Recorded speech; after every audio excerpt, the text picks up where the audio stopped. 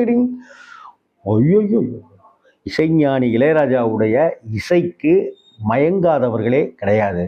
நான் இளையராஜா இசையின் அடிமை அப்படின்னு சொல்லிக்கிறதுல ரொம்ப சந்தோஷப்படுறேன்.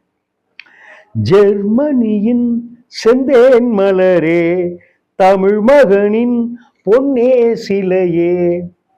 அவங்க ரத்தி வந்து வெளிநாட்டில் இருப்பாங்க. கமல் சார் வந்து அங்கே சிகிச்சைக்காக வந்திருப்பார். அவருக்கு சிகிச்சைன்னு இல்லாமல் சுருளிராஜனுக்கு தான் பைத்தியம் முடிச்சிருக்கு, அடிக்கடி ஒரு மாதிரி ஆயிடுறாருன்னு சொல்லி நண்பருக்காக கமல் அங்கே வர மாதிரியும், அதற்கு பிறகு கமலுக்கு அந்த உண்மை தெரிஞ்சிடுற மாதிரியும், அதற்கெல்லாம் கோஆப்ரேட் பண்ணுற கேரக்டரில் ரத்தி இருக்கிற மாதிரியும், அதற்கு பிறகு கமலுக்கும் ரத்திக்கும் காதல் வந்து விட்டதாகவும் தான் இந்த கதை அமைப்பு போகும்.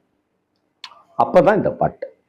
ஜெர்மனியின் செந்தேன் மலரே, தமிழ் மகனின் பொன்னே சிலையே, காதல் தேவதையே